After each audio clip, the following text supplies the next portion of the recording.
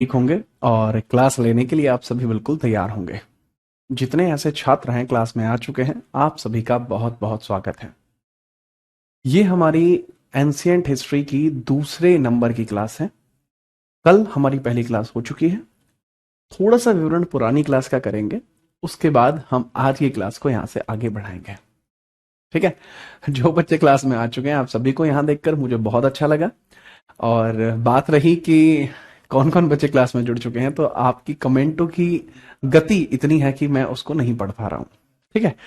तो इतना प्रेम भाव देखकर मुझे बहुत अच्छा लगा। ठीक है। बीच बीच में जो भी बातें होंगी हम करते रहेंगे। आप सभी का दिल से स्वागत है। ठीक है। दिल से स्वागत है आपका। ठीक है।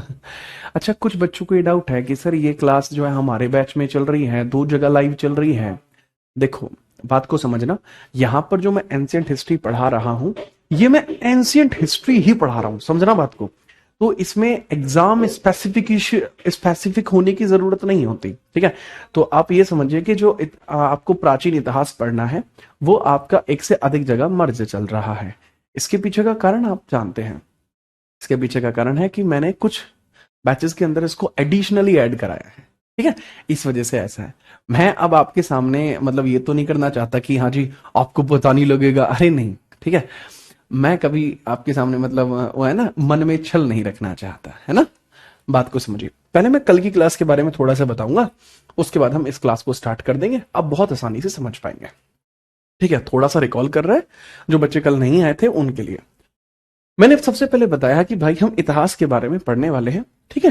तो इसमें जो जो चीजें हैं, बीती बातों का अध्ययन, केवल उन्हीं घटनाओं का अध्ययन करेंगे जिनका प्रभाव संस्कृति या समाज या व्यवस्था या प्रशासन पर पड़ा हो। वो सब चीजें आपको देखने को मिलती है हिस्ट्री या इतिहास। ठीक है। दूसरा, इतिहास विषय की जो उत्पत्ति है वो किस प्रकार से हुई है, उसके बारे में हेरोडोटस की बुक हिस्टोरिका का मैंने यहां विवरण दिया था। ठीक है। अगला उसी के बाद मैंने बताया कि इतिहास का जो विभाजन है वो तीन तरीके से किया जा सकता है, जो कि चार्ल्स विल्सन के द्वारा किया गया था। ये नोट आपको करना था। इसलिए मैं बताया कि हमें प्राचीन इतिहास, मध्यकालीन इतिहास और आधुनिक भारत देखने को मिल सकता है। अब इसमें बहुत सारे नए हिस्टोरियंस इसको अंदर एक और हिस्सा बना देते हैं, उत्तर मध्यकाल। चाहे तो बनाए चाहे तो ना बनाए, जब मैं मॉडर्न पढ़ाता हूं मैं उसमें इसको कवर करता हूं। ये बात आप जानते हैं भली भांति, है ना। चलिए आगे बढ़िए। इसके बाद अगली बात, इतिहास की समय रेखा का जो विभाजन है वो दो स्तरों पर किया जाता है। उन दो स्तरों की मैंने यहां पर व्याख्या की कि भैया इसमें एक वेस्टर्न डिवीजन हो सकता है जिसको पश्चिमी विभाजन कहते हैं, एक आधुनिक विभाजन हो सकता है जिसको इस प्रकार से जाना जाता है। ठीक है। चलिए, इसके बाद मैंने आपको चर्चा की कि हम एंशियंट हिस्ट्री पढ़ने वाले हैं। इसके अंदर किस प्रकार से कार्य हो सकता है, प्राक ऐतिहासिक काल क्या होता है, प्रागैतिहासिक काल, आद्य ऐतिहासिक काल और ऐतिहासिक काल किस प्रकार से होता है, उसकी बात मैंने चर्चा कर ली। ठीक है। चलिए, बहुत बढ़िया। इसके बाद मैंने इसके कालों की भी बात करी थी, कौन कौन से होते हैं। फिर मैंने कहा था कि जब हम अगली क्लास में आएंगे तो प्री हिस्टोरिक टाइम्स यानी पूर्व ऐतिहासिक समय पढ़ेंगे। ठीक है। तो इसी के बारे में अब हम पढ़ने वाले हैं, पूर्व ऐतिहासिक समय। तो आप हेडिंग डाल लीजिए, पूर्व ऐतिहासिक समय या prehistoric age. Prehistoric age आप डाल लीजिए। चाहो तो आप प्री हिस्टोरिक एज हेडिंग डाल लो, या चाहो तो आप ये प्री हिस्टोरिक एज हेडिंग डाल लो, जो बढ़िया लगे। मैंने क्या बताया भाई, मैंने आपको बताया कि हम प्राचीन इतिहास पढ़ने वाले हैं। इसके अंदर आपके तीन हिस्से हैं। पहला हिस्सा है प्री हिस्टोरिक एज, जो सबसे पुराना है, जिसकी हमारे पास कोई लिखित जानकारी नहीं है, लेकिन इसके बारे में साक्ष्य या अवशेष मौजूद मिल जाते हैं। ठीक है। तो हम इसके बारे में लिखना चाह रहे हैं, प्री हिस्टोरिक एज के बारे में। तो आपकी हेडिंग क्या होनी चाहिए, प्री हिस्टोरिक एज होनी चाहिए। ठीक है। अच्छा, एक बात को समझना भैया कि जो है ना, इसके लिए डिवीजन चाहो तो आप इस लेवल पर भी देख सकते हो। मैं चाहूं तो इस तरीके से भी आपको इस चीज को बता सकता हूं कि डेवलपमेंट ऑफ एंशियंट इंडिया किस प्रकार से है, prehistoric, same historic and historic. Written evidence not available, archaeological evidence available. This is also have three type of ages, palaeolithic, mesolithic and neolithic. Then आता है सेमी हिस्टोरिक, जिसको बोला जाता है बेसिकली आद्य ऐतिहासिक काल। रिटन एविडेंस भी है, अवेलेबल है, बट रीड नहीं किया जा सका।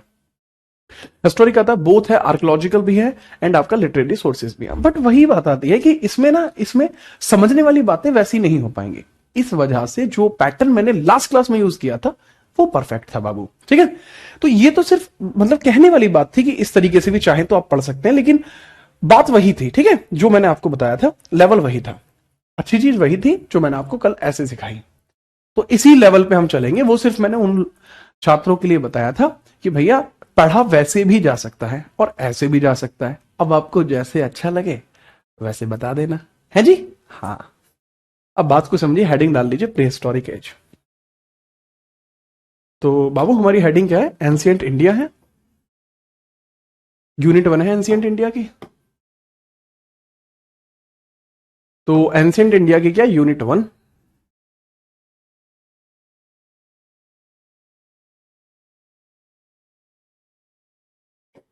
एंशिएंट इंडिया यानी प्राचीन भारत। बहुत ध्यान से समझना प्राचीन भारत, और प्राचीन भारत के अंदर आपकी यूनिट 1 है प्री हिस्टोरिक एज। ऐसे ही जैसे मैं लिखता जा रहा हूं ना, ऐसे आप नोट्स बनाते चले जाओ। जैसे मैं लिख रहा हूं ऐसे आप नोट्स बना लो, ठीक है? बहुत बढ़िया ठीक है, चलिए। इसको बोला जाता है बाबू क्या? Prehistoric age. Prehistoric age, prehistoric age, प्राग ऐतिहासिक काल। ठीक है, प्राग ऐतिहासिक काल, ऐतिहासिक काल। ये एक ऐसा समय था, ये एक ऐसा समय था जिसका हमारे पास कोई लिखित दस्तावेज नहीं है। एक ऐसा समय जिसका हमारे पास कोई लिखित दस्तावेज नहीं है। ठीक है, एक ऐसा समय जिसका हमारे पास कोई लिखित दस्तावेज नहीं है।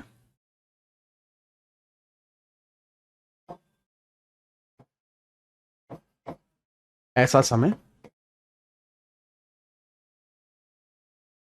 जिसका लिखित विवरण नहीं है,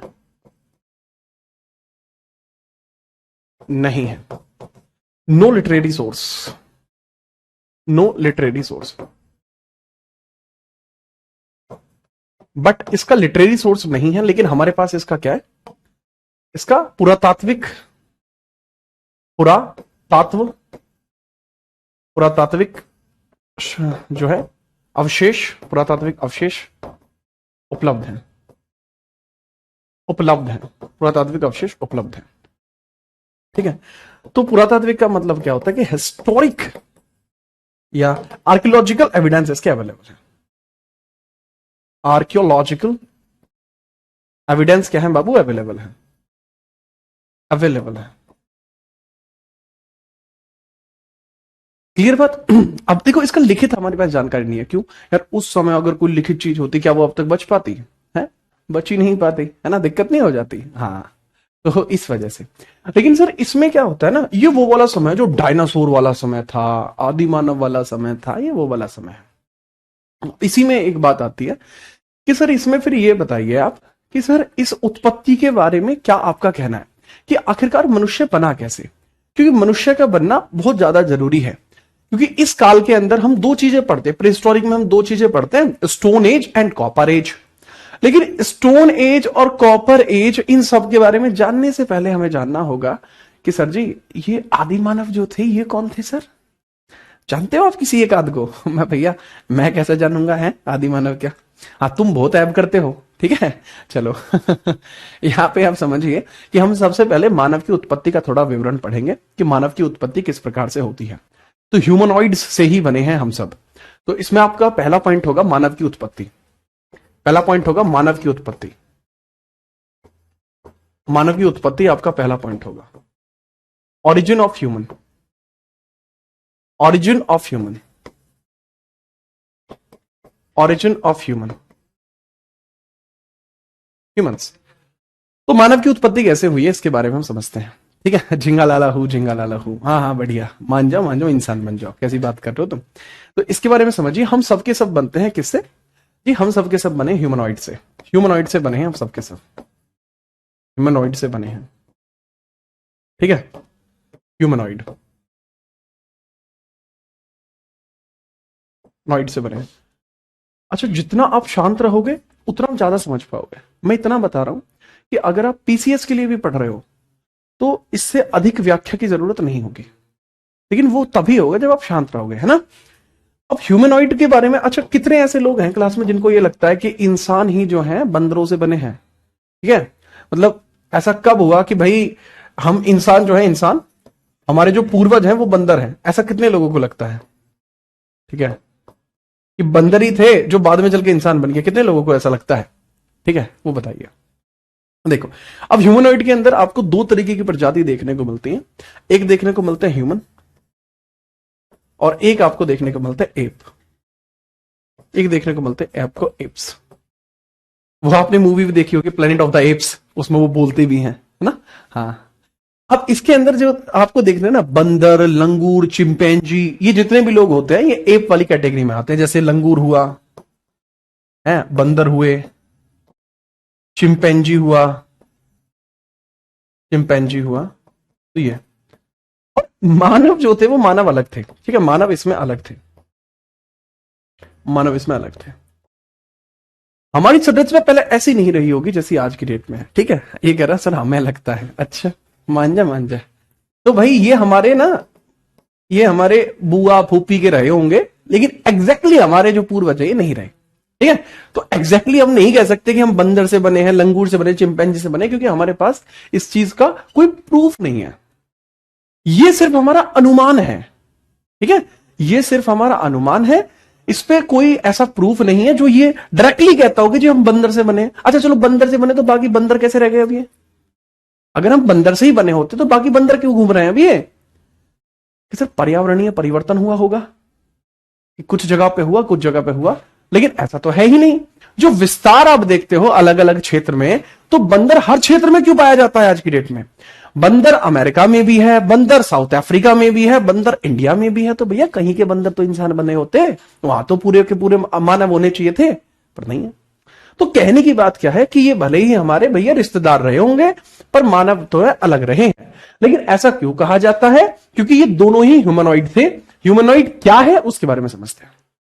ठीक है, इवोल्यूशन हुआ है जी। हाँ, तो हमारे पास कोई रिटर्न सोर्स इसका नहीं है कि भाई ऐसे ही बने हैं।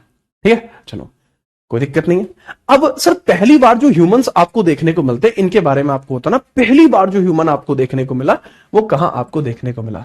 तो जो सबसे प्राचीन साक्ष्य ह्यूमन का देखने को मिलता है वो अफ्रीका में से देखने को मिलता है। सबसे प्राचीन, ओल्डेस्ट, सबसे प्राचीन जो हमें देखने को मिला ना सर, ओल्डेस्ट, ओल्डेस्ट ह्यूमन जो हमें देखने को मिला उसका, वो तो मैं सुना होमोशैपियंस। हाँ, होमोशैपियंस के अलावा और भी बहुत लोग हैं।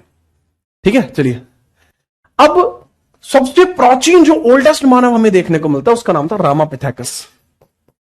Ramapithecus, Ramapithecus.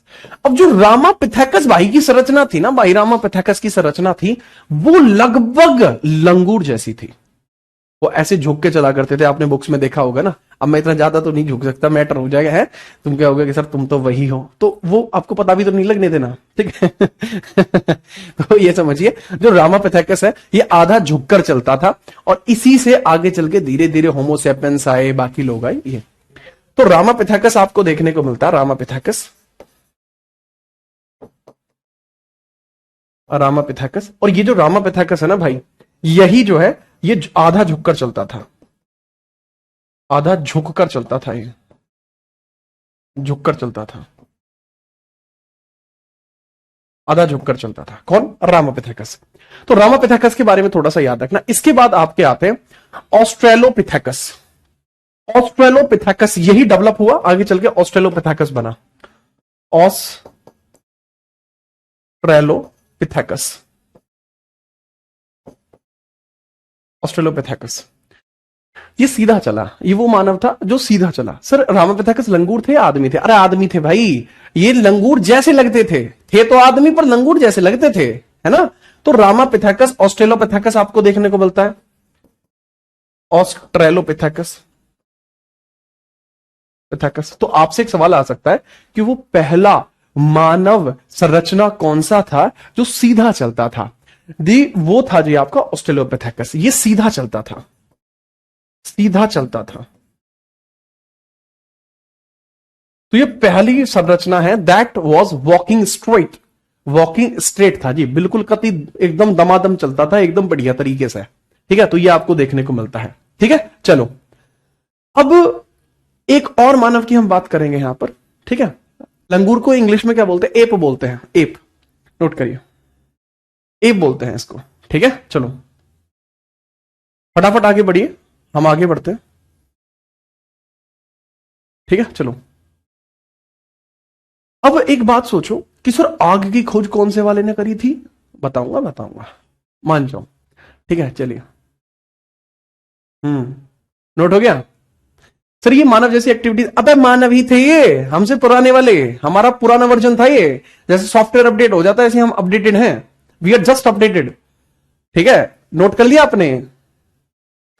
राम राम भी हिंडता है भाई, राम राम भाई, ठीक है। एक कह रहा किसने देखा था, सीधे चलता था।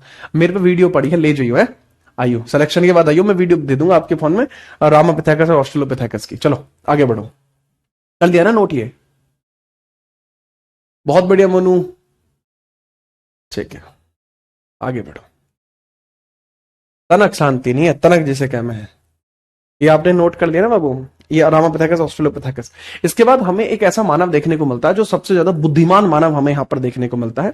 और वो सबसे ज्यादा बुद्धिमान मानव हमें कौन देखने को मिलता है? दैट वाज जावा मानव, जिसको होमो इरेक्टस बोलते थे। जावा मानव आपको देखने को मिलता है, जावा मानव, जिसको होमो इरेक्टस बोला जाता है। होमो इरेक्टस, होमो इरेक्टस बोला जाता है,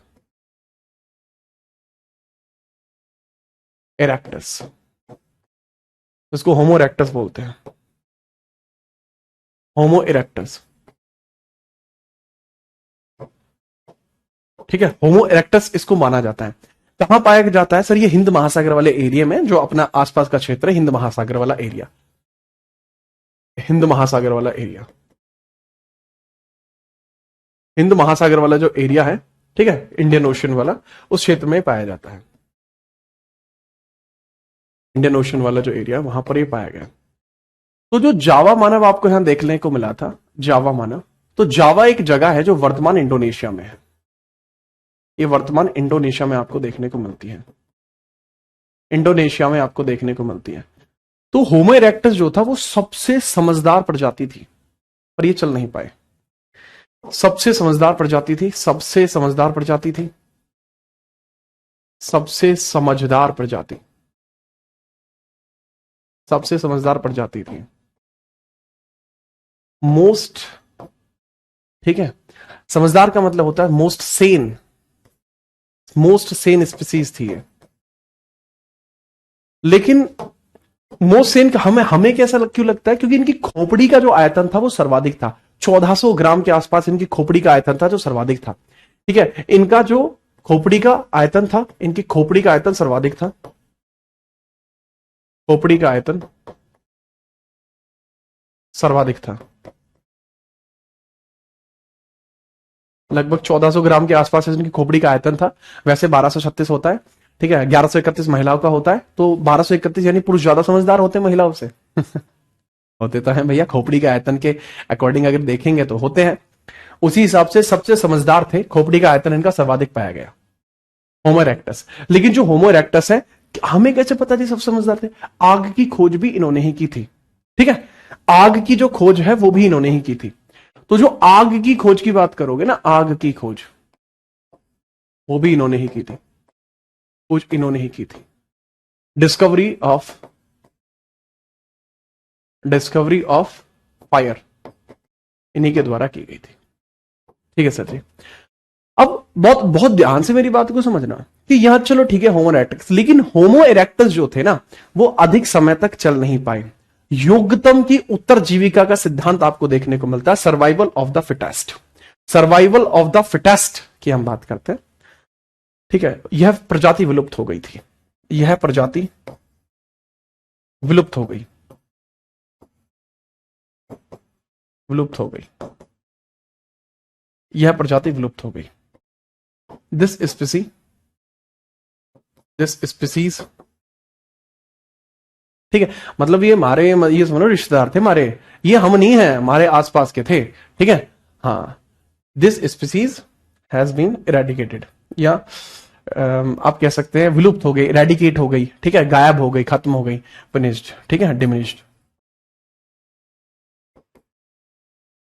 ठीक है, अब इसके पीछे का कारण स्पष्ट नहीं है, कारण स्पष्ट नहीं है, स्पष्ट नहीं है,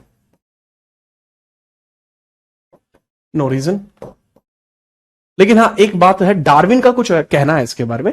डार्विन आदमी कौन है? डार्विन वो है जिसने बताया हमारा इवोल्यूशन, जिसने बताया ह्यूमन एवोल्यूशन को, जिसने बताया। ठीक है, डार्विन ने इसके बारे में बताया था। ठीक है, एक्सटिंक्ट हो गए ये। ठीक है, इसके लिए टर्म यूज कर सकते हो, स्ट्रिक्ट टर्म भी यूज कर सकते हैं। और डार्विन इसके लिए क्या कहता है? डार्विन ने एक थ्योरी दी थी, चार्ल्स डार्विन ने एक थ्योरी दी थी। चार्ल्स डार्विन क्या कहता है? चार्ल्स डार्विन ने कहा कि भाई जो सबसे बेहतर होगा, जीवित केवल वही रह सकता है। ठीक है, तो इसने योग्यतम की उत्तर जीविका का सिद्धांत दिया था। योग्यतम की उत्तर जीविका, सर्वाइवल ऑफ द फिटेस्ट इसने बताया था। सर्वाइवल ऑफ द फिटेस्ट इसने बताया था। इसकी खोपड़ी का आयतन कितना था? बताया 1400 स्क्वायर। ठीक है, सेंटीमीटर क्यूब होगा।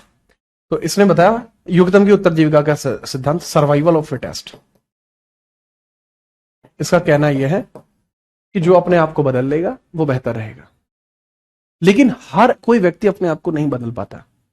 अब जैसे आप हो, ठीक है, आप हो अब जैसे आप ही कहते हैं कि जी कल हम कुछ और थे, आज हम कुछ और हो गए, समय है जी, बदल जाते हैं, वो भी बदल गई, हम भी बदल जाएंगे। अरे भैया, ठीक है, वही चीज है जी तो ये कहते हैं कि जो सबसे बेहतर होगा केवल वही बचेगा, जो बेहतर नहीं होगा वो खत्म हो जाएगा। ये बात आप भी भली भांति जानते हो। अच्छा पढ़ोगे सिलेक्शन होगा, अच्छा नहीं पढ़ोगे आप बाहर हो जाओगे। शांत रहोगे, चीजों को समझोगे, नहीं समझोगे नहीं समझ पाओगे। ठीक है, नहीं शांत रहोगे नहीं समझ पाओगे।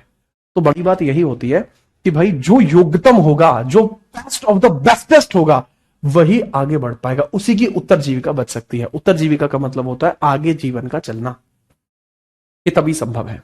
तो ये होमो इरेक्टस के बारे में बातें रही। लेकिन इसके बाद आपको पैकिंग मानव देखने को मिलता है, जो चाइना में देखने को मिला। ठीक है, पैकिंग मानव इतना जरूरी नहीं है, लेकिन चाइना क्षेत्र जो था, चीन क्षेत्र, फिर चीन क्षेत्र की अगर मैं बात करूं, यहां केवल आपको पैकिंग मानव देखने को मिला है। पैकिंग मानव आपको देखने को मिला है।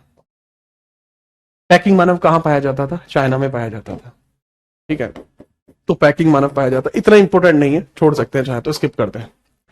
लेकिन इसके बाद जो मानव आपको देखने को मिले वो सभी के सभी जरूरी है। जैसे निएंडरथल आपको देखने को मिलता है और कोमेंग्रोव आपको देखने को मिलता है। निएंडरथल और कोमेंग्रोव, ये नोट कर दिया होगा आपने। ठीक है, फटाफट से।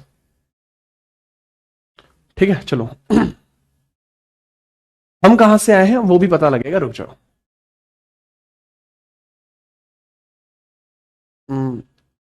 मांझा, सुनील मांझा, पैक कर दूं इसको एक कह रहा सर ये कौन सी कंपनी में पैकिंग के काम करे करे? भाई इसको पैकिंग ह्यूमन भी बोलेंगे, पैकिंग ह्यूमन। ये प्रजाति का नाम है, ये स्पीसीज है, प्रजाति है लाडले, किसी की फैक्ट्री में काम नहीं करता था वो, समझ गए? हाँ, आगे बढ़ो चलो। नेक्स्ट है, अब जैसे जर्मनी और फ्रांस में आपको अलग अलग मानव देखने को मिलते हैं। जर्मनी और फ्रांस में आपको अलग अलग मानव देखने को मिलते हैं। चलो मैं बता दूं, जर्मनी क्षेत्र में अलग मानव है, फ्रांस क्षेत्र में अलग है, पामीर के पठार में अलग मानव है। तो ये बताइए हम इसमें से कौन है? हम कहां पे पाए जाएंगे? पामीर का पठार। पामीर के पठार को विश्व की छत भी कहा जाता है, विश्व की छत भी इसको कहा जाता है। छतरी, छत, छोटा छतरी, हाँ ये लो। ठीक है, roof of the world, roof of the world भी इसको बोलते हैं। अच्छा मुझे अब ये बताइए जो मैंने पूछा कि हम इसमें से कौन से वाले होंगे, बताओ। ठीक है, चलिए। अरे पाठक लाडले न्यू बताया कि इनमें से हम कौन से हैं, मतलब आपको क्या लगता है बताऊंगा तो मैं सही। ठीक है, चलो। जर्मनी के अंदर आपको नियंडरथल देखने को मिलते हैं, नियंडरथल, नियंडरथल, नियंडरथल, मतलब ई की मात्रा गलत चढ़ गई है। छोटी मोटी हिंदी के अंदर अगर हो जाता है तो कोई ऐसी टेंशन की बात नहीं होगी। नियंडर, नियंडर, नियंडर, नियंडर थल आपको देखने को मिलता है, नियंडरथल। निएंडर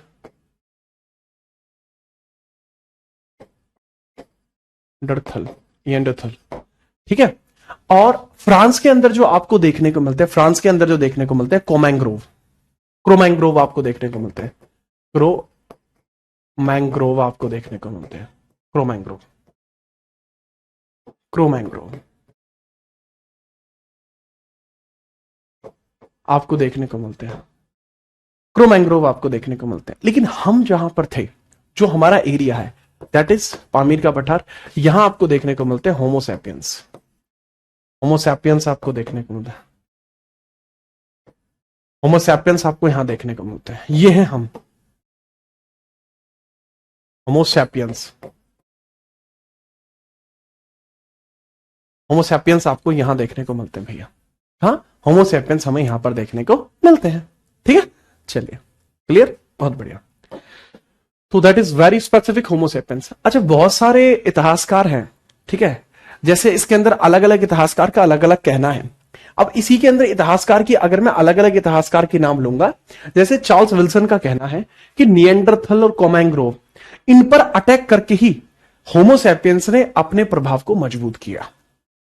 हमें यह देखने को मिलता है कि इसमें सबसे उपयुक्त जो लोग थे, जो एक प्रकार से कहा जाए कि नोमैड व्यक्ति थे, तो वो ये थे होमोसैपियंस थे, जो इधर उधर घूमते रहते थे। और इन्हीं की वजह से आज की डेट में हम सभी जीवित हैं। बात ही समझ में, बात यू है लाडले कि भाई होमोसैपियंस जो थे ना, इन्हीं से वर्तमान मानव का अस्तित्व है, मानव का अस्तित्व है, अस्तित्व है, इन्हीं से वर्तमान मानव का अस्तित्व है। तो जो हमारा करंट एग्जिस्टेंस है वो इन्हीं पर टिका हुआ है। हमारा करंट एग्जिस्टेंस यही है, करंट एग्जिस्टेंस हमारा यही है, ठीक है, करंट एग्जिस्टेंस हमारा यही है। होमोसेपियंस कैसे बच गए? इन्होंने, मतलब इनके बचने के कारण क्या है, इनके बचने का कारण क्या था? ठीक है, तो होमोसेपियंस के बचने का कारण क्या था? बचने का कारण क्या था? ये कैसे सरवाइव कर गए? बाकी लोग क्यों मर गए? सर, इनके बचने का कारण था रीजन ऑफ सर्वाइवल,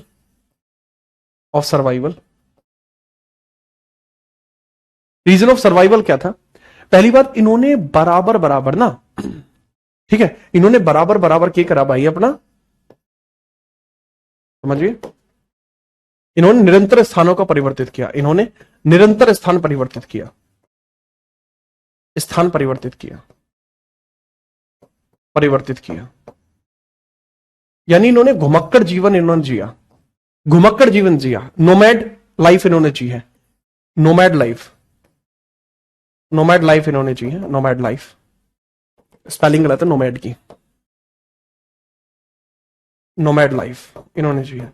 नोमैड का मतलब होता है घुमक्कड़ जीवन जीना, घुमक्कड़ जीवन जीना, ठीक है। चलिए, दूसरा, ये जो लोग थे, इन्होंने बाकी की जो मानव प्रजातियां थी या बाकी प्रजातियां थी उन पर इन्होंने अटैक किया, ठीक है, बाकियों पर इन्होंने अटैक किया है, जिस कारण से बच पाए। जैसे इन्होंने निएंडरथलों पर अटैक किया, कोमैंग्रोव पर अटैक किया, तो इनका क्या था? उत्तम जीविका का सिद्धांत, भैया जो उत्तम होगा वो बचेगा। इन्होंने सब पे अटैक किया, इन्होंने अपने लिए स्थान बनाए, इन्होंने बाकियों पर अटैक किया, इस कारण से ये जो होमो सैपियंस है वो आज की डेट में बच पाए। सर जी, सब जानवर थे, अरे रुक जा, डट जा जानवर, पहले देख ले पूरा, है ना, तो समझना। दूसरा, इन्होंने बाकी प्रजातियों पर आक्रमण किया, बाकी प्रजातियों, इन्होंने बाकी प्रजातियों को खत्म किया था, बाकी प्रजातियों को खत्म किया, इन्होंने बाकी प्रजातियों को खत्म किया था, ठीक है, किल्ड या attacked other species, species. Sir, ये तो कितने गलत आदमी थे, ये तो बाकी लोगों को मारते थे। आप भी तो करते हो भाई, हाँ भाई अभिषेक, आप भी तो करते हो यही। क्या आप अपने सिलेक्शन के लिए बाकी लोगों को पीछे नहीं छोड़ते? नहीं छोड़ते आप। जब आप सीजीएल की एक सीट पे लड़ते हो तो 316 में से किसी एक बच्चे का सिलेक्शन होना है, जब आप यूपीएसआई के लिए फाइट करते हैं तो लगभग जो अगर सीट कम आती है तो आसपास पिछली बार जो कंपटीशन रहा था 400 बच्चों में से किसी एक का सिलेक्शन होना था। ठीक है, एनटीपीसी के लिए जब आप लड़ते हो तो 700 में से किसी एक बच्चे का सिलेक्शन होना है। तो आप खुद समझिए, आप भी तो पीछे छोड़ रहे हो लोगों को। ये भी तो उत्तम जीविका का सिद्धांत है। ठीक है, तो भाई इन्होंने वही किया जो जीने के लिए जरूरी था, तो ये जी पाए। अगर ये ऐसा ना करते तो शायद ना जी पाते। ठीक है, याद रखना। अच्छा, समय दर समय जो है इनके जीवन शैली में परिवर्तन आया। ठीक है, समय दर समय परिवर्तन आता है किस चीज में? समय दर समय परिवर्तन आता है इनकी जीवन शैली में, इनकी बनावट में, इनके शारीरिक बनावट में। वो चीज समझिएगा। ये नोट हो गया?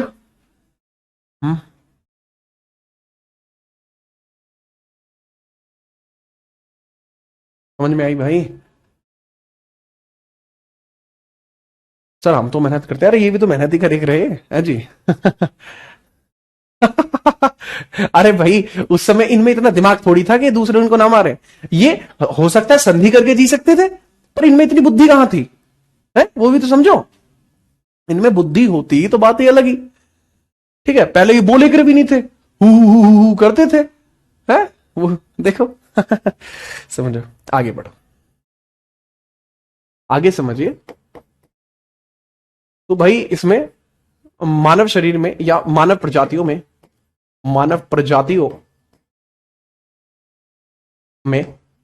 समय दर समय परिवर्तन आया।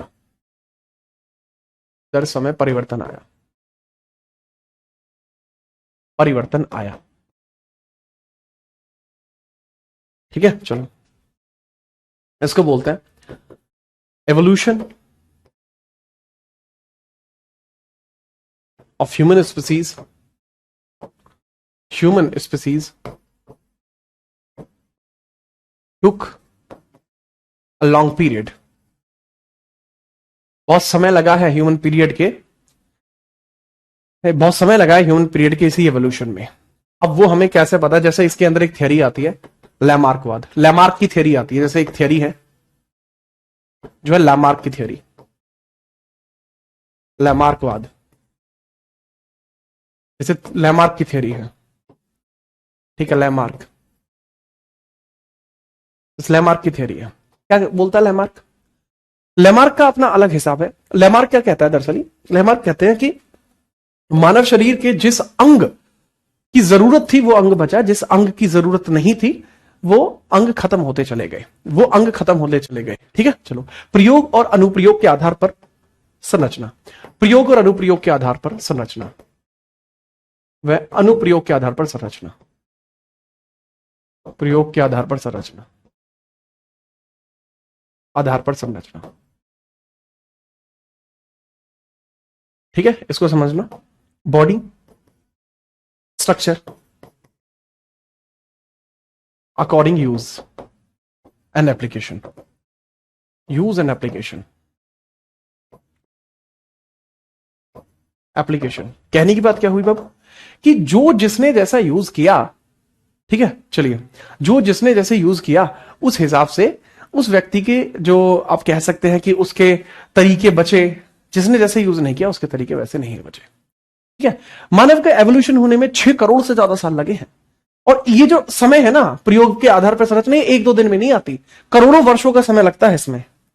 इट टुक्स करोड़ ईयर्स, करोड़ों वर्षों का समय लगा है, वर्षों का समय लगा है, समय लगा, करोड़ों वर्षों का समय लगा है बाबू इनमें, है ना? हाँ। अब हमें कैसे पता जी? जैसे आपने सुना होगा पहले इंसान के तो पूंछ भी थी, आपने सुना भी होगा तो पूंछ पाड़ ले भाई मेरी, है ना? सुना होगा। तो ये तो सिर्फ कहने वाली बात हो गई। क्या वास्तविकता में हमारे पूंछ थी कभी? अरे रही होगी, क्या पता हम पेड़ पे लटक के सोते हो, क्या पता है भैया? उस टाइम का तो कुछ हमारे पास है ही नहीं ना।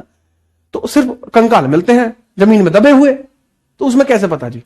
है तो यही बात है कि जो संरचना आती है, जैसे एग्जाम्पल के लिए आपने सुना होगा सांप के पहले पैर हुआ करते थे, स्नेक के पहले पैर हुआ करते थे, लेकिन वो खत्म हो गए।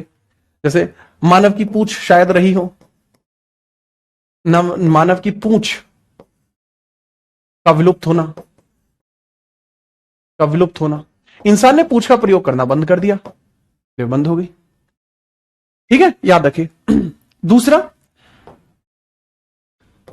दूसरा इसके अंदर आप देखते हैं, जैसे जिराफ की पहले बड़ी नाड़ हुआ करती थी, फिर वो छोटी हो गई। ठीक है, जिराफ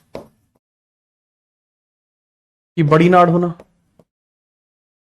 बड़ी गर्दन, नाड़ नहीं लिख सकते हम। अब सर जिराफ की गर्दन बड़ी क्यों? दरअसल ये जो जिराफ हुआ करते थे वो अफ्रीका के एरिया में पाए जाते हैं, आज भी अफ्रीका के एरिया में पाए जाते हैं, मेजर अफ्रीका ऑस्ट्रेलिया जैसी जगह में पाए जाते हैं। अब वो है शुष्क एरिया, मरुस्थलीय क्षेत्र है। अब जो मरुस्थलीय क्षेत्र है तो वहां खाते खाते खाते खाते खेल खत्म हो गया है जी, पत्ते पत्ते खा लिए।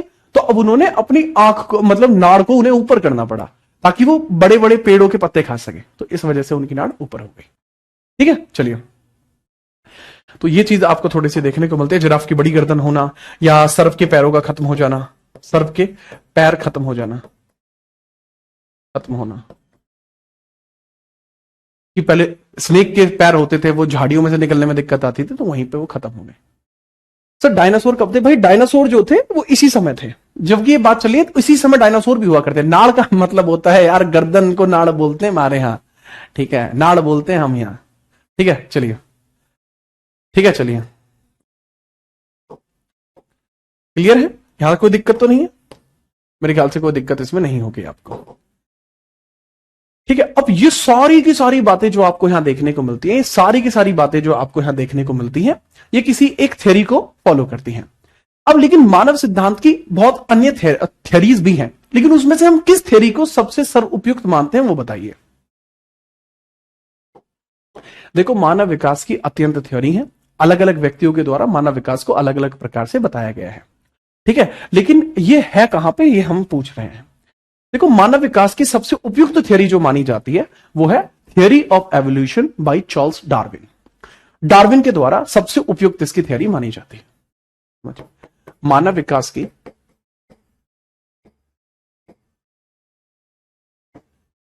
सबसे प्रसिद्ध, मानव विकास का सबसे प्रसिद्ध सिद्धांत, सबसे प्रसिद्ध सिद्धांत,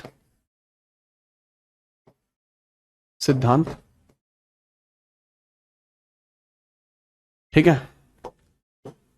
तो इसको आप कह सकते हैं हाईएस्ट या फिर इंपोर्टेंट, या हाँ इंपोर्टेंट लिख लीजिए, इंपोर्टेंट ह्यूमन एवोल्यूशन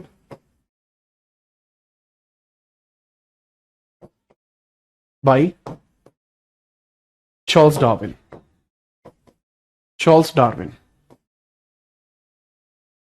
ये चार्ल्स डार्विन के द्वारा माना जाता है, डार्विन का माना जाता है। अब ये डार्विन डार्विन बहुत हो गई, कौन है ये डार्विन? किसका फूफा है भाई डार्विन? तो भाई फूफा के तो पता नहीं, लेकिन डार्विन आदमी जो है ये इंग्लैंड का रहने वाला है। डार्विन कहां का है? इंग्लैंड का है, इंग्लैंड का है। एक महान विचारक की भूमिका निभाता है, इंग्लैंड के वैज्ञानिक है। 1809 में जन्म होता है, 1882 तक रहते हैं। 1809 से 1882 इनका कार्यकाल है पूरा। 1809 में जन्म हुआ, 1882 तक रहे। ठीक है, डार्विन की ह्यूमन डेवलपमेंट के बारे में कुछ किताबों के अंदर उल्लेखित है, इनकी बुक्स के बारे में लिखा हुआ है।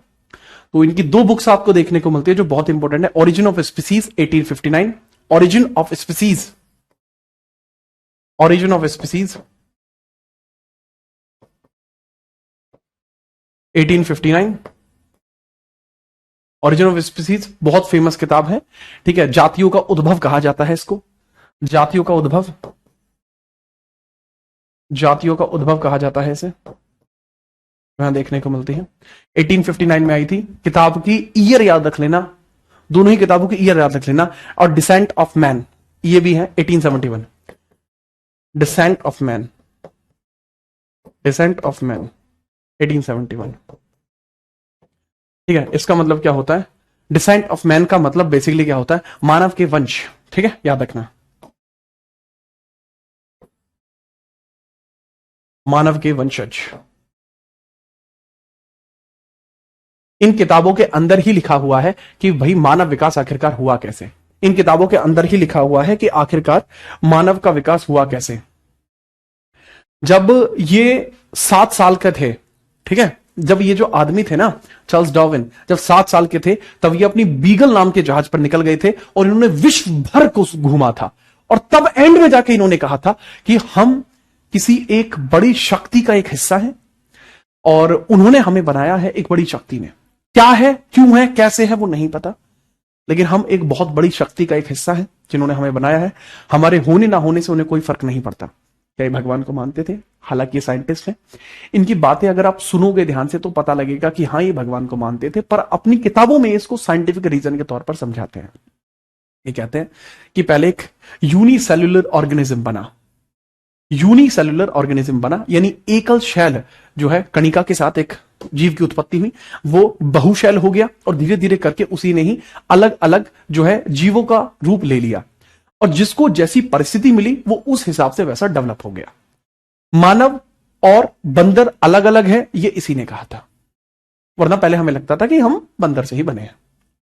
अब चार्ल्स डार्विन के बारे में मैंने बताया, इसके जहाज का नाम क्या था? इसके जहाज का नाम था बीगल। बीगल इसके जहाज का नाम था, बीगल। बीगल नाम के जहाज पर ये 1816 में यात्रा पर निकला, यात्रा पर गया था और इसने पूरा विश्व घूमा जितना अधिक से अधिक हो सकता था और लगभग ये जो 20 साल के समथिंग समथिंग घूमा था। 20 वर्ष इसने यात्रा की, 20 वर्ष इसने यात्रा की, 20 वर्ष की यात्रा इसने करी। तब जाके चार्ल्स डार्विन के द्वारा यह सिद्धांत दिया गया था। तो मानव विकास की सबसे प्रसिद्ध सिद्धांत हमें यहीं पर देखने को मिलता है। तो ये मानव विकास के बारे में चर्चा थी जिसके बारे में आप समझ पाए हैं। अगर समझे हैं तो फटाफट बताइए, मेरे ख्याल से आपको कोई दिक्कत इसमें नहीं होगी। ठीक है, फटाफट बताइए। यहां तक अगर कोई समस्या है तो बताओ। नहीं कोई समस्या? जी हाँ, कुल मिला के गच आदमी था। हाँ जी बिल्कुल गच आदमी था कुल मिला के। ठीक है, चलिए फटाफट से।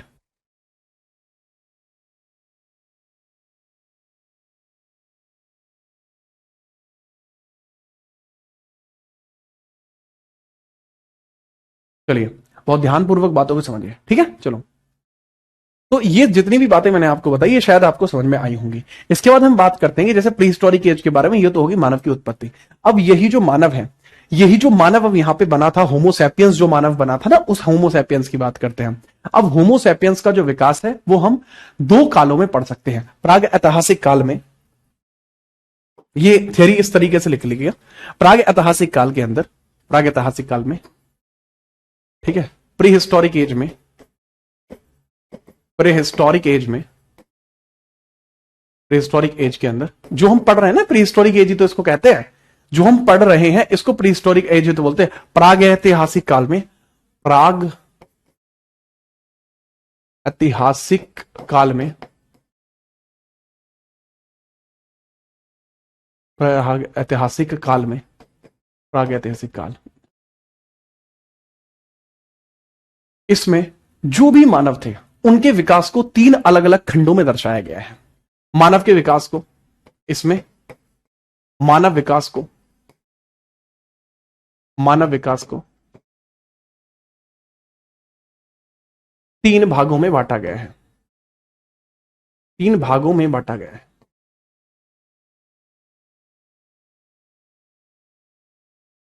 3 भागों में बांटा गया है। बताइए सर 3 भाग कौन से हैं? तो भाई वो 3 भाग आप देखेंगे, उनको कहा जाता है पाषाण काल। वही समय जिसमें मानव का विकास हुआ वो पाषाण काल के नाम से जाना जाता है। पाषाण काल का प्रत्यक्ष तौर हो जाएगा स्टोन एज। इसी को अपन स्टोन एज कहेंगे और स्टोन एज के 3 खंड होंगे, हर एक खंड में एक अलग अलग बात होगी। कैसे जी? भैया एक होगा पूरा पाषाण काल, जब मानव के द्वारा कच्चा मांस खाया जाएगा। फिर एक दिन किसी एबिली से बालक में, जैसे आप में से कोई एबिले बालक हैं, पत्थर में पत्थर पेल के मारा होगा तुमने, वहां सूखी पत्ती पड़ी होंगी, वो जल गई। जंगल में जो भी जानवर वानवर हैं वो भी जल गए। तो जाके जब उन्होंने वहां जाके दबोचा, ठीक है, और मांस खाया तो उन्होंने कहा यार ये तो अलग ही बन गया जी, है जी।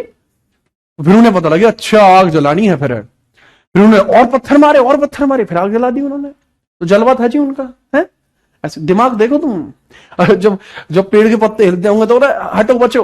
तो ये भी तो है। तो जो पाषाण काल है इसके 3 हिस्से हैं भाई। जैसा मैंने बताया, सबसे पहले आपको देखने को मिलता है पुरा पाषाण, पाषाण, मध्य पाषाण। अब इसमें हर एक का एक काल है, मध्य पाषाण, और इसमें अगला देखने को मिलता है भैया आपको पुरा पाषाण, मध्य पाषाण और नव पाषाण। ठीक है, अब जैसे पुरा पाषाण को हम बोलते हैं पैलियोलिथिक, पैलियोलिथिक, इसको बोलते हैं अब mesolithic, mesolithic and that is neolithic. Sir chalcolithic कहां गया? कैलियोलिथिक बच्चे स्टोन एज का हिस्सा नहीं है। दरअसल जब मानव का पूर्ण विकास हो जाता है, जब मानव हमारे जैसा बन गया, जैसे जब तुम बदमाश हो ऐसा मानव जब बन गया, तब आता है कैलियोलिथिक एज। तो वो मानव विकास को नहीं बांटता। तो ह्यूमन एवोल्यूशन के टाइम की बात है कि ह्यूमन का जो एवोल्यूशन है उसको हम कैसे बांटते हैं। ठीक है, तो that is just about the human evolution.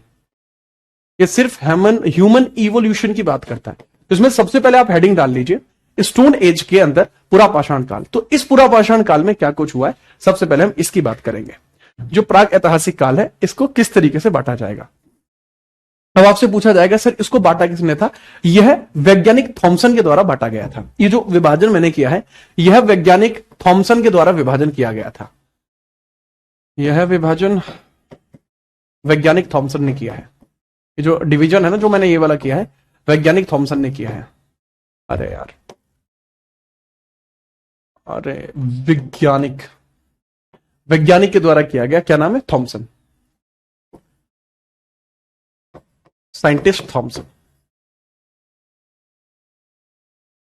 तो जो थॉमसन है ना, हिस्टोरियन है थॉमसन, तो थॉमसन नाम के इन्होंने किया है, थॉमसन ने किया है ये विभाजन। ठीक है, याद रखिए। अब थॉमसन के बारे में ही हम चर्चा करेंगे।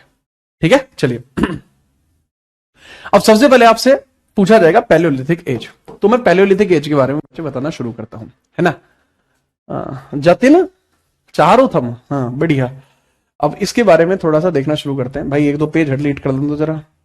यार वो हिस्ट्री वाली स्लाइड तो मैं निकाल ही देता हूं, जैसे मैंने कहा था कि उसका तो जरूरत ही नहीं है आपको। चलो, तो इसमें आप हेडिंग डालेंगे किसके बारे में। ये भाई ये पीरियड है, ठीक है, ये सिर्फ वही पीरियड है जो मैंने आपको पीछे बताया हुआ है ना। सिर्फ और सिर्फ इस चीज को दर्शाता है, बहुत चिल्ड्रन है ये। तो सबसे पहले आप देखोगे इसके बारे में, पैलियोलिथिक के बारे में। और बताओ, ये देखो आप में से एक गजोधर ये लग रहा, एक गजोधर ये लग रहा, जला रहे हैं आग, खुल के खेल रहे हैं। आप पैलियोलिथिक के बारे में हम देखते हैं। ठीक है, इसका सबसे पहला अध्ययन पैलियोलिथिक यानी पुरा पाषाण। एक कह रहा था फोटो दिखा, तो देख भैया फोटो देख, पहचानने में आ रहा है कोई? यहां पे आप समझते हैं पुरा पाषाण काल, इसकी सर्वप्रथम जो खोज की गई है, यानी इसके बारे में जो सबसे पहली जानकारी दी गई है वो किसके द्वारा दी गई है वो आपको बताना है। पाषाण काल के जो पहले अध्ययन है वो रॉबर्ट ब्रूस फूट ने किए थे 1853 में। इसके या इसका सर्वप्रथम अध्ययन जो किया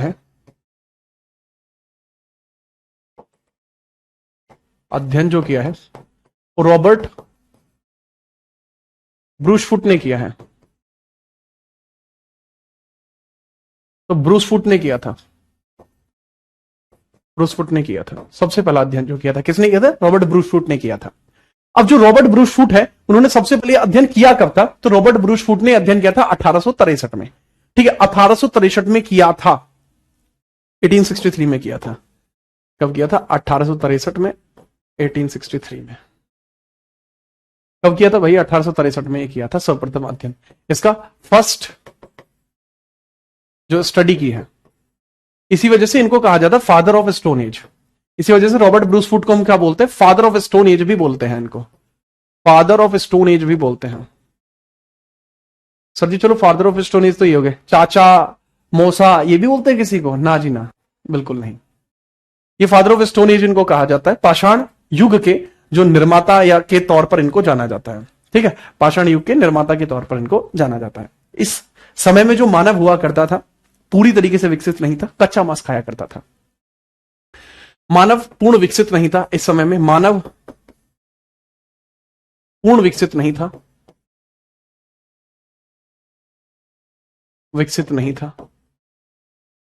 पूर्ण विकसित नहीं था। कच्चा मांस खाता था, मांस खाता था। रॉ फ्लैश खाता था,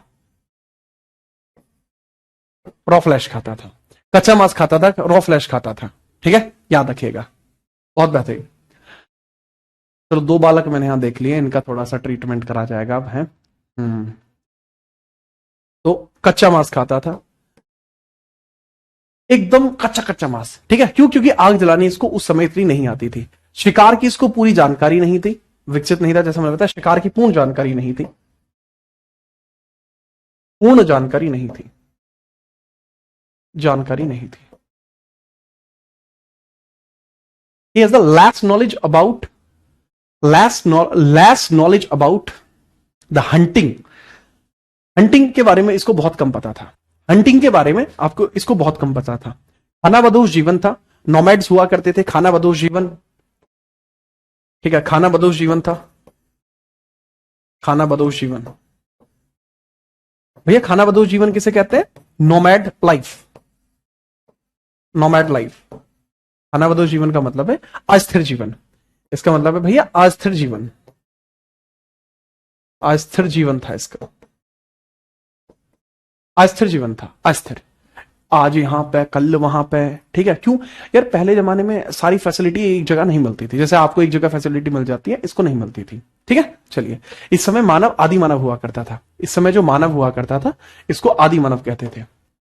मानव इस समय मानव आदि मानव था, मानव आदि मानव था, आदि मानव, आदि मानव था, इस समय मानव आदि मानव था। आप देख ही रहे हो एग्जांपल के तौर पर, ठीक है। चलिए, तो भाई इसी समय पहली बार इनके द्वारा पेंटिंग भी की जाती है, और पेंटिंग के बारे में हम कल पढ़ेंगे जो इसने पेंटिंग की है, ठीक है। चलिए, पेंटिंग के बारे में हम कल पढ़ेंगे। इसी समय इन्होंने पहली बार पेंटिंग की, पहली बार चित्रकारी की, चित्रकारी की, चित्रकारी की, फर्स्ट पेंटिंग की भीमबेटका केव्स में। ये महाभारत के समय की गुफा है भीमबेटका, एमपी में देखने को मिलती है। भीमबेटका केव्स है, एमपी में देखने को मिलती है, एमपी में देखने को मिलती है, ठीक है। चलिए, बहुत बढ़िया। हाँ अच्छा, वो पेंटिंग देखो, इस तरीके की पेंटिंग करते थे, भित्ति चित्र बनाते थे दीवारों पे। ये देख, हाथ छोड़ दिया, ये घोड़े पे बैठा है चीता, देख रहा है, तो इनका अलग जलवा था, ठीक है। इसके बारे में हम कल बात करेंगे, पेंटिंग के बारे में। इसकी जो खोज है वीएस वाकडकर ने की थी, ठीक है, रायसेन जिले में देखने को मिलती है। इसके बारे में कल चर्चा करेंगे बढ़िया तरीके से, है ना। चलो, इनकी पीडीएफ आपको मिल जाएगी, और this is the prime thing जो आप पढ़ रहे हैं, ये प्राइम आप पढ़ रहे हैं, टेंशन मत लीजिए, ठीक है। चलो, अब आपसे मुलाकात करेंगे कल, बहुत बढ़िया लगा, ठीक है। कुछ छात्र हैं जो अभी नए नए जुड़े होंगे, जो 12th के तुरंत बाद निकल के आ रहे हैं, तो उनको भी बहुत कुछ सीखना है, धीरे धीरे सीख पाएंगे। अब जो समझदार हैं उनको तो मैं बता सकता हूं, जो समझदार नहीं है उनको मैं एक ही सलाह दे सकता हूं, आप धीरे धीरे समझदार बनेंगे, समय दीजिए, ठीक है। सीखने की कोशिश कीजिए, जितना ज्यादा आप सीखने की कोशिश करेंगे उतना आप समझ पाएंगे, ठीक है। अपने हिसाब से अगर आप करेंगे तो फिर वो आपका हिसाब रहेगा, वो सीखने का हिसाब नहीं कहते उसे, ठीक है, उसे समझदारी नहीं कहते। और सिलेक्शन समझदार बच्चों के होते हैं। तो जो समझदार हैं बहुत अच्छी बात है, जो समझदार नहीं है आप धीरे धीरे समझदार बन जाएंगे, समय दीजिए, ठीक है। मिलते हैं कल, तब तक के लिए जय हिंद, वंदे मातरम। खुल के खेलो, कोई डाउट होता है इंस्टाग्राम आपको पता है जीतरानंद.77 भेज सकते हो, जो भी डाउट है आपका डाउट दूर किया जाएगा तुरंत, ठीक है। थोड़ा सा रिप्लाई में डिले हो सकता है, बाकी सब बढ़िया, खुल के खेलिए। कल मिलते हैं, जय हिंद, वंदे मातरम।